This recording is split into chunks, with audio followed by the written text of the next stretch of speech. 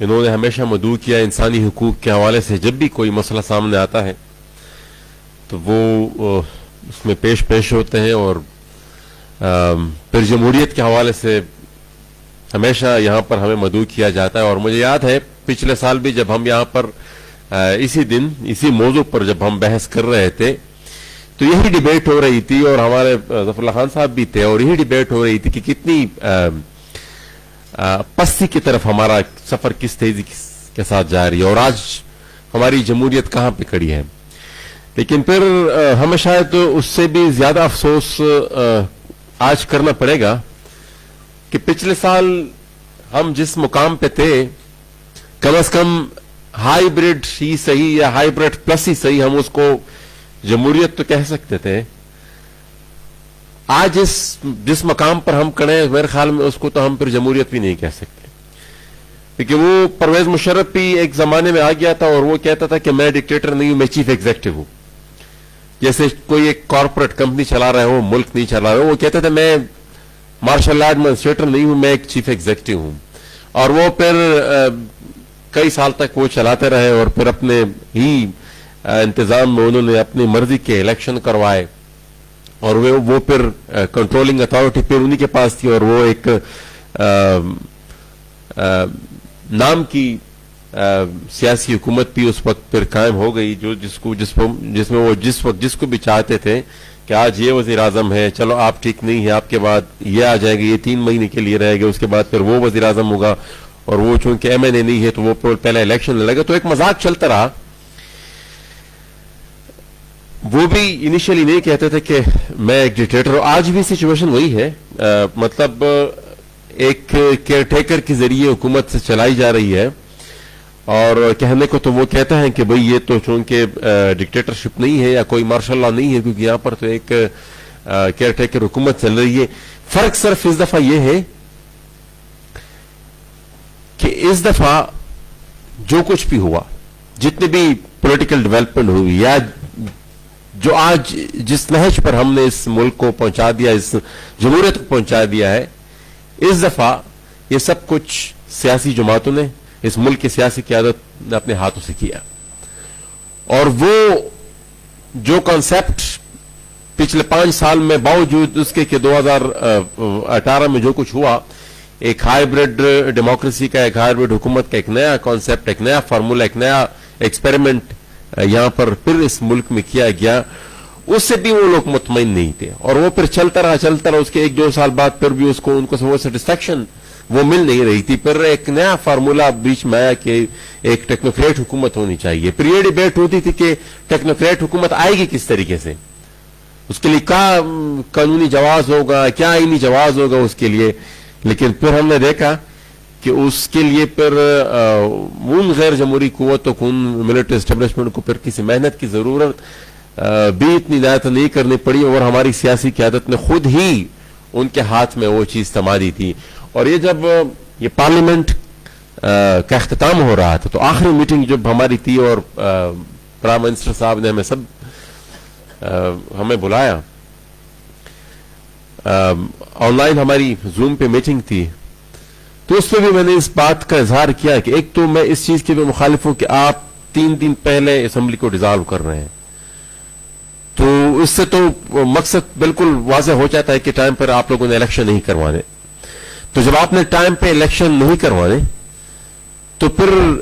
Interim یا پھر یہ 90 ڈیز کی جو آپ بات کر رہے ہیں، تو 90 ڈیز کا تو ایک فارمولا اور ایک پریسیڈنٹ ہم نے پچھلے 1.5 سال میں دیکھ لی کہ 2 صوبے جہاں پر اسمبلیز ڈیزالو ہو گئی تھی، وہاں پر بھی ٹیکنیکلی تو پھر وہی 90 ڈیز کی بات آتی ہے، لیکن پھر 90 دن میں وہاں پر بات نہ ہوئی. 90 دن میں پھر الیکشن نہیں ہوئے، پورا سال سے بھی زیادہ عرصہ گزر گیا. اور یہی بات میں آج بھی کر رہا ہوں. دوسری بات، سی سی آئی سینسس کی جو بھی اس میں بات ہوئی اسی میٹنگ میں، تو ہم نے اس بات کو بھی اس وقت سامنے رکھا کہ ظفر اللہ خان صاحب گائیڈ تھے، ان کا کمپلشن ہے کہ آپ نے سی سی آئی کی میٹنگ ہر 3 مہینے بات کرنی ہے، 90 ڈیز کے اندر آپ نے سی سی آئی کی میٹنگ کرنی ہے. تو جب سے حکومت آئی تھی، اور یہ صورتحال پی ٹی آئی کی حکومت میں بھی تھی، اس سے پہلے جو حکومت تھی اس میں بھی تھی، تو آئینی کمپلشن ہے کہ 90 دن کے اندر آپ نے سی سی آئی کی میٹنگ بلانی ہے. اور پورے ٹنور میں وہ میٹنگ نہیں ہو رہی تھی, اور اچانک سے حکومت کے خاتمے یا اسمبلی کے ڈیزالو کرنے سے ایک دو دن پہلے سی سی آئی کی پھر میٹنگ بلائی جاتی ہے, اور پھر اس میٹنگ میں 2 فیڈریٹنگ یونٹس کو کیئر ٹیکرز ریپرزینٹ کر رہے تھے, جو کہ میرے خیال میں بطور ایک سیاسی ورکر میں یہ سمجھتا ہوں, ظفر اللہ خان صاحب بھی اس پہ, کہ وہ ان کا مینڈیٹ ہے ہی نہیں. ایک اتنا بڑا فیصلہ ایک فیڈریٹنگ یونٹ ایک صوبے کے بہاف پہ کرنا, میرے خیال میں یہ ایک کیئر ٹیکر کا مینڈیٹ نہیں ہے, کیونکہ وہ اکاؤنٹیبل نہیں ہے, وہ جواب دے نہیں ہے عوام کو. اس نے 2-3 مہینے یہاں پر رہنا ہے, اس کے بعد پھر چلے جانا ہے. یہ تو اس سیاسی قیادت کا اختیار ہے جس کو تھوڑا بہت خوف بھی ہو کہ اگر میں نے غلط فیصلے پر دستخط کیا اور غلط فیصلے کو میں نے مانا تو کل میرے سیاسی مخالفین اور ادروائز بھی عوام میرا احتساب کریں گے. اور احتساب کس طریقے سے کریں گے؟ عوام کے پاس احتساب کے لیے ووٹ کے بغیر اور دوسرا کوئی ہتھیار نہیں ہے, تو ووٹ کے ذریعے میرا احتساب کریں گے. لیکن وہ پھر ان کو اختیار وہ پھر مانا گیا, اور اس کے ہی نتیجے میں. اور پھر انٹرسٹنگ,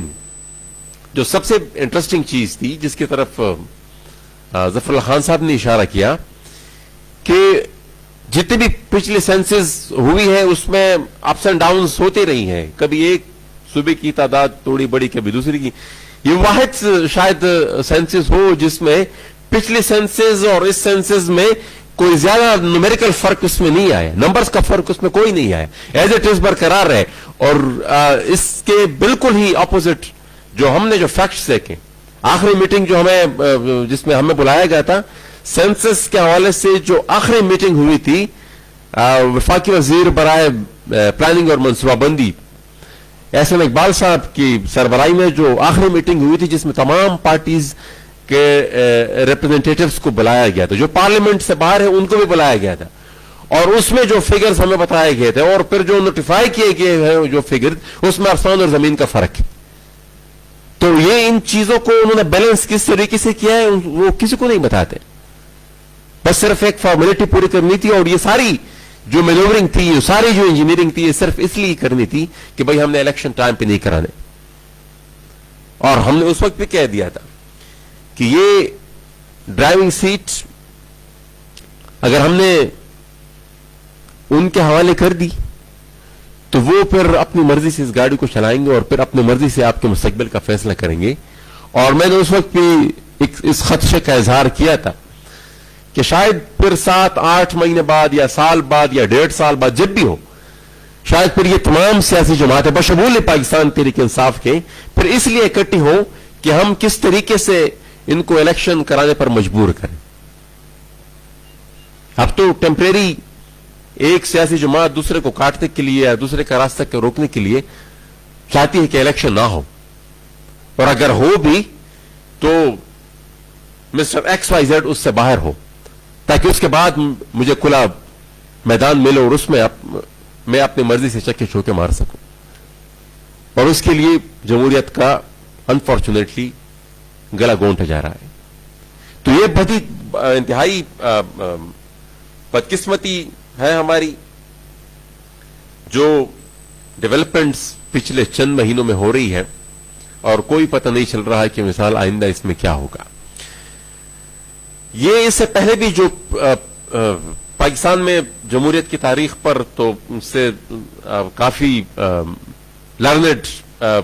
پینل تھا, انہوں نے کافی تفصیلاً کافی ڈیپلی اس پہ نظر دوڑائی کہ کس طریقے سے مختلف اپس اینڈ ڈاؤنز اس میں آتے رہے ہیں, اور پھر مختلف اوقات میں پھر مارشل لائن لگتی رہی ہے. آخری جو جس کے ہم بھی عینی شاہد تھے, جو ہم نے اپنے آنکھوں سے دیکھا, وہ مشرف کا کوتا. اور پھر اس کے بعد ہم نے پھر دیکھا کہ پھر چارٹر آف ڈیموکریسی پر سائن ہوا, سیاسی جماعتوں میں وہ میچورٹی اس لیول تک آئی, اور اسی کی تسلسل میں پھر ہم نے یہ بھی دیکھا کہ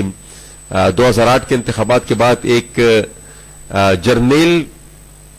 کو وردی میں اس کو ہٹایا گیا اس عہدے سے. اور جب بھی آپ اسپیکر صاحب جو ہمارے ان کے چیمبر سے باہر نکلتے ہیں تو ان کے کمرے کے سامنے ایک کاغذ فریم کیا ہوا ہے, اور جس कागज में परवेज मुशर्रफ का वो इस्तीफा है जो उन्होंने गालिबन स्पीकर नेशनल असेंबली के नाम पे लिखा था। तो ऐसा नहीं है कि हो नहीं सकता। जब सियासी कुव्वतें बैठती हैं और मिलजुल कर एक दिल से एक फैसला करती है तो वो बहुत कुछ पॉसिबल। लेकिन हम बदकिस्मती से वक्त के साथ साथ मामूली चीजों पर इतने ज्यादा कंप्रोमाइजेस करता रहे हैं कि ये अब मेरे ख्याल में अवाम का एतमाद ही उठ गया है। अब मैं यकीन से कह सकता हूं कि ये जितनी भी हमारी पिछली जो अलायंस थी ये अब अगर कहे और अवाम को ये कॉल दे कि भाई हमने वो चूंकि काबिज हो गए हैं, मिलिट्री एस्टेब्लिशमेंट यहां पर काबिज हो गई, वो इलेक्शन नहीं कराना चाहती, तो उनका ये आर्गुमेंट कोई नहीं बाय करेगा। अवाम ने नहीं निकलना कि बहुत ही माजी करीब में ही पीडीएम जब बनी तो उसमें हमने ये सारी एक्सरसाइज देखी, यही वादे किए गए। 28 नुकात पहले बनाए गए थे और फिर उसी 28 नुकात के रोशनी में फिर वो मूवमेंट बनी और वो 28 नुकात फिर बाद में 10 हो गए, फिर वो 10 भी बिल्कुल फिर बीच में से गायब हो गए और 1.5 साल फिर जो मुजाहरा अवाम ने देखा तो वो यादाश्त कमजोर है अवाम की, लेकिन इतनी भी ज्यादा कमजोर नहीं है कि 1.5 साल पहले उन्होंने जो देखा और वो फिर आप वही बात फिर रिपीट करना चाहें और वो आपके आर्गुमेंट को बाय कर लेंगे। तो ये काफी बड़ा नुकसान हुआ। बाकी जो जिस तरीके से हमारे यहां पर इंटरवेंशन होती रही है, पिछले दिनों एक बयान आया मेरे ख्याल में, आई डोंट नो क्या इस प्यार ने उनकी कोई वो की है नहीं की, लेकिन आर्मी चीफ साहब की कई बिजनेसमैन के साथ किसी मीटिंग में एक बयान सामने आया है कि अब उसमें कितनी हकीकत है, क्या उसका एक्चुअल कंटेंट है वो हमें पता है, लेकिन वो जो मीडिया में जो चीज सामने आई है वो ये है कि सियासतदान मुखलिस नहीं है। तो गुजारिश यह है कि इस मुल्क को जितना भी नुकसान पहुंचाया है या पाकिस्तानी जर्नलों ने डायरेक्टली पहुंचाया है या इनडायरेक्टली उन सियासतदानों के जरिए पहुंचाया है जिनको उन्होंने जबरदस्ती इंपोज किया है आवाम के ऊपर, ये और उन्होंने तकरीबन पाकिस्तान के तमाम इदारों को डिसफंक्शनल कर दिया। अब बदकिस्मती से मैं जिस इलाके से बिलोंग करता हूं, जो चीज हम देखते हैं, हम तो पूरा स्टेट कोलैप्स देख रहे हैं और तकरीबन तमाम के तमाम इदारे ही बिल्कुल कोलैप्स की तरफ जाए। और वो क्यों? क्योंकि किसी और इदारे को पनपने ही नहीं दिया गया। अच्छा, ये तो गवर्नेंस की बात हुई। जो गवर्नेंस यहां पर आपके मुख्तलिफ लोकल गवर्नमेंट का अपना एक इदारा होगा, पुलिस का अपना एक इदारा होगा, यहां पर टैक्सेशन का अपना एक इदारा होगा, और जब आप हर चीज में यहां पर वाटर रिसोर्सेज का अपना। अच्छा, पिछले दिनों मैं देख रहा था हमारे मौजूदा केयर टेकर जो प्राइम मिनिस्टर साहब है, ये नादर के चेयरमैन के हवाले से कोई बात हुई कि वो उस एक जर्नल को इजाजत क्यों दी गई। अच्छा, बड़े बेहतरीन तरीके से वो उसके लिए जवाब ढूंढने की कोशिश कर रहे थे क्योंकि ये नेशनल सिक्योरिटी से बहुत ज्यादा लिंक्ड है, इसलिए इन इलाकों में इस इदारे का जो सरबराह है वो उन्हीं को होना चाहिए। तो क्या आप ये कहना चाहते हैं दूसरे मानों में कि जो बाकी इनके अलावा जितने भी लोग हैं, एक इदारे के अलावा जितने भी लोग